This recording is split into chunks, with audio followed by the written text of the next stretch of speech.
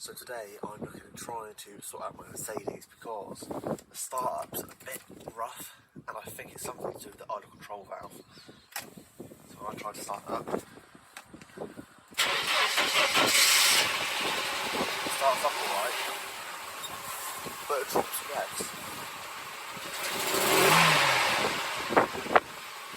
It drops the revs really quickly, so I think something's wrong with it, and I think the idle control valve might need to be cleaned out. My first issue of the day is that the tab is usually in here for it to be pulled out, and I can lift that up then.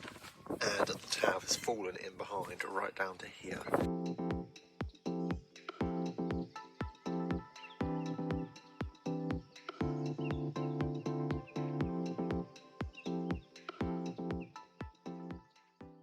So I managed to get it open.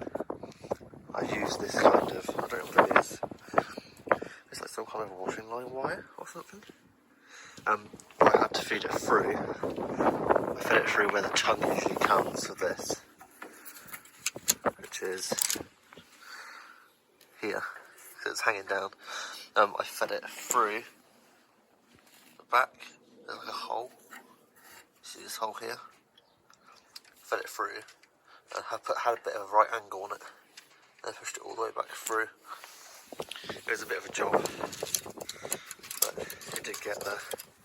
And then with those two pieces, I pulled up, and it just moved it. So now that's open. I'll push this tongue back through because then it's less of a job next time.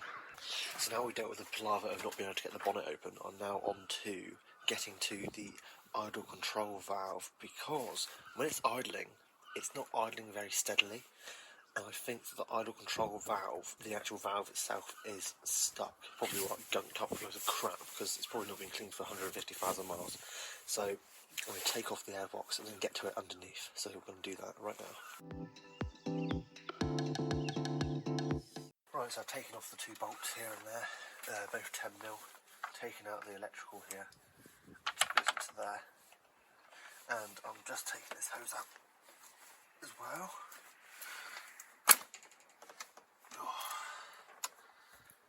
Okay.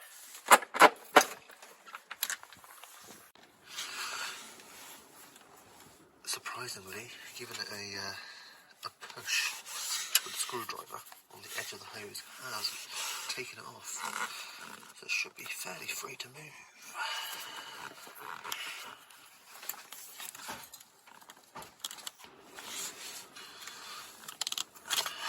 There we go. So that is one idle control valve taken out, and it should make a noise, because then you know that the valves are opening and closing. So I reckon that could be our reason, sorry about the wind noise, for a rough idle issue, if you listen.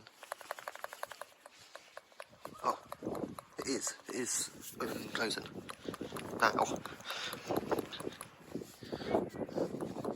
It still sounds very faint, so I think it's just worth getting some spray in there. I've only got manual intake valve cleaner, which I'm sure will be fine, do the job, and if not, it should be fine.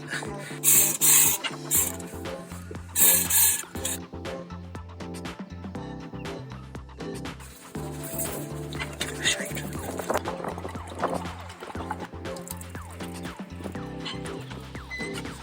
So put this back in, with the arrow pointing upwards, it goes into this top hole.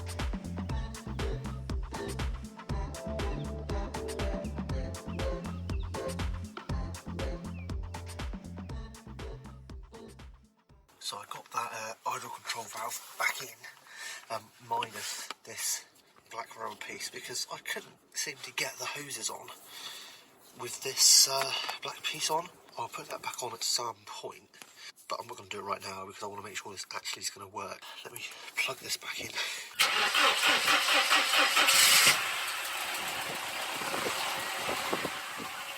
It's still going. It's a bit lower. It's idling around. I'll say 8-900 reps.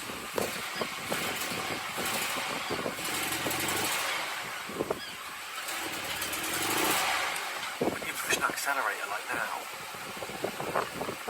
it's like it's kind of just going rather than just revving up. I don't think that's to do with the under control valve. Let me just take it out. Now we want to look at the OVP relay, over voltage protection relay, because you know what, it feels, now that I've just given it a few revs, it does feel like it's sat here and smoother. But the rev counter is still doing this. Actually, that is a lot better. Maybe it was just because we sprayed it and it was still a bit wet inside, so it was just struggling a bit with the what was left of the fluid left inside it. Because now it's actually, it seems right now. Let's give it another go.